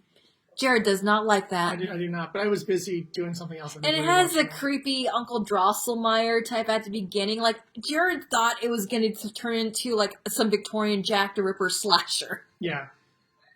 Also, in terms of my, like, dividing of conventions, I also consider Canadian cons part of, like, the North/Midwest zone. So I'm not leaving the Canadian conventions out. I would totally do a panel to Canadian con. We were originally planning on going to Canadian I would cons. love to go to Anime North. Life just did not allow for that. Or like a convention in Montreal, just an excuse for me to go to Montreal and flex my French. All I know is I want to go up to Canada to have natural, to have authentic Canadian poutine. Yes. So I want my authentic Canadian poutine. Poutine avec champignons, poutine avec fromage, poutine avec je ne sais pas. So I would love to do Canadian panels. We have Canadian friends as well that we've met at various cons. Yeah, our Otakon friends, our fate friends that we have Dippin' Dots adventures with after every cosplay meetup. Oh, I wish I could go back and do Otakon with them and just bring out Gil and just have some. No, we will go back to Otakon again when things open up. We will fly out to DC. We will join our Otakon type moon friends, and we will. I want to bring Gold have Suit awesome Gil. Times. I want to do the CWF Gil so bad. I love my Gold Suit Gil. And I'll get you your New Year's Gil. Yeah. Oh man, I'll just spend an entire con as Gil. I will totally. Yeah, do that's that. one of our traditions at Otakon. Is like we have there's just a group of like Type Moon cosplayers who's friends of ours, and after we do our cosplay gathering, we just go to the Dippin' Dots at the convention center, and we just have Dippin' Dots and fake cosplay. Talk about JRPGs. It's great. That's like one of my favorite things about Otakon. I want to just go and just bombast and laugh. Demand all the mongrels go. And I'll probably finally finish my Idol Nero, which is like sitting in like my to-do bin for like the past 1.5 years, and I have another Aqua I need to finish up too. And I just finished Relina Peacecraft at the new year, and a friend of mine that I, again, making friends through this pandemic, through fandom, one of my friends I made through the Gundam fandom wants to do a Gundam cosplay group, and I'm the token Relina, and you're going to be the duo. Even though I should be the Katra. I would be awesome. I'd just be super tall Katra. It's the only issue. Everyone's going to go like, why is Katra the tallest person here? And I'm like, yeah, I know. I should be sitting down in all photos. But he's more fancy, and I can do insane Wing Zero Katras. So. And just as a joke for cosplay ballroom dances, you should go as, like, promotional cat cafe duo. That or I believe there is fancy suit Hiro Yui. Yes, there is that too. The prom or whatever. Or it's her birthday. It's not the prom, it's her birthday. But, and there's also 40th anniversary Hiro Yui. They had like the standees of like different Gundam protagonists and like fancy suits from the Gundam Cafe because I want my Char and my Amuro version of that because they look like 80s undercover cops. Anyway, yes, looking towards 2021. Called Scarlet Rhapsody. We have a couple ideas of how we want to like just move our website going forward because it was really hard to do coverage for virtual conventions, especially when you hear about something at the last minute, and also the fact that you're also dealing with existential dread and not having much of an obligation to cover an event when you don't have a press badge. And the thing is, there were conventions that we did cover because I wanted to cover Expo because we've had a consistent relationship with Expo. I wanted to cover Otakon because it's a major event. I was thinking about covering New York Comic Con and Comic Con, but all it is just YouTube videos that I would need to catch up with, and a lot of it is just announcements or doing like roundtable discussions that I feel like a major outlet might catch. But I want to, because when we cover conventions, we want to cover vibe. We want to cover like, do we recommend it, and what was it like? That's what I was going to say is a proper convention review is more than just synopsizing panels. Anyone can do that. It's the, when I was in the dealer hall, there was a lot of people who really, really need to wash up, or trying to walk through the hallways and there's kids running unsupervised, OrcCon. And it's one of those things where I'm like, that affects how you view an event. By the way, the fact that I have so much positivity about OrcCon, but there were kids running around unsupervised that drove me crazy, that shows you how good that con is. That's something that's a pet peeve of mine, parents not watching their kids, didn't ruin an event. That's how good that event is. But what I'm trying to say is that that's the kind of thing you need to add in there. Anyone can say, Right Stuff has the following announcements. Heck, you go to Anime News Network. They'll just have it as a list. Right Stuff announces XYZ. Sentai announces XYZ. Funimation announces XYZ. You have places you can go for that. But to say, I was at Expo and the lines were absurd. They didn't have anything over your head, so unless you were wearing a hat or had your own water or something, you were going to overheat. If you were in a costume, I'm surprised people didn't pass out. That's the kind of information you want to get across. A lot of panels and a lot of, industry panels will be synopsized on the industry web zones, and fan panels, if you missed it, what can I say? Hopefully you can see it at another con. Mm-hmm. When I did panels at conventions, it was much more of a discussion of, did the audiovisual equipment work properly?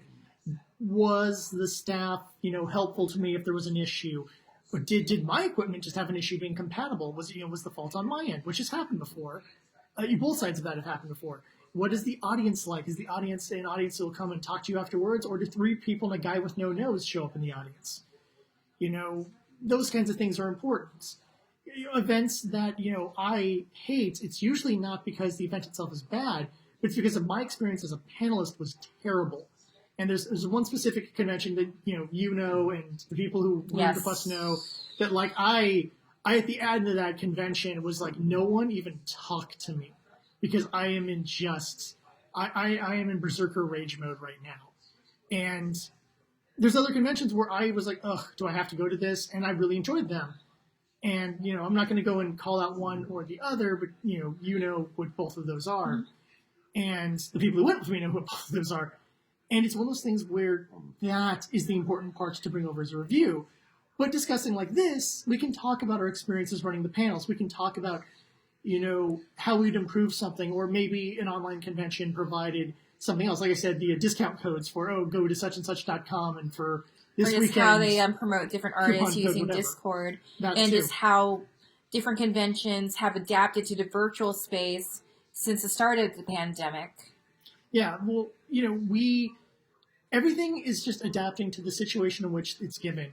And right now, this is a great adaptation for us to discuss the current convention world, even if that world is completely VR. But you know what? You can talk about the entries for a masquerade, and was it everyone just sent in photos and they just showed you someone's photo on screen? Was it recording yourself doing stuff, and how elaborate did that recordings get? Did you just have people set up the tripod and just stand in front of it and do a dance? That's what I liked about covering Crunchyroll's Masquerade. Is just talking about just a different kind of entries and what people did and how they contributed. Because I knew people were going to okay, Crunchyroll Expo, they're going to probably just talk about industry stuff that every media related website will just regurgitate. But let me focus in on the cosplay contest aspect of it, because it is so. There's a lot of there were a lot of high profile people involved in the cosplay contest. Mhm. And that's why I wanted to enter, but I'm having that Elizabeth Taylor moments, like, just kind of looking in, Yeah, polishing off of one of my awards, like, I should have entered. Fire that publicist. It's funny because the person who runs the show, Jez Roth, will actually get that reference because he and I quote Simpsons all the time. Well, you need to get the meme of that, is what you need to do. I'm sure that exists. It shows the whole, hey, do you want to be part of the clown show? No. And then the next thing just shows the It TV turned in out the to just background. be existential dread. Fire that publicist. It was just existential dread that just really got to me to enter into that cosplay show. Because, I mean, well, one, yeah. Oh yeah, we missed the deadline for Rouge. I just realized. I know, but that's because we never sat down and talked about a good concept for thing. Who knows? They probably might still be accepting.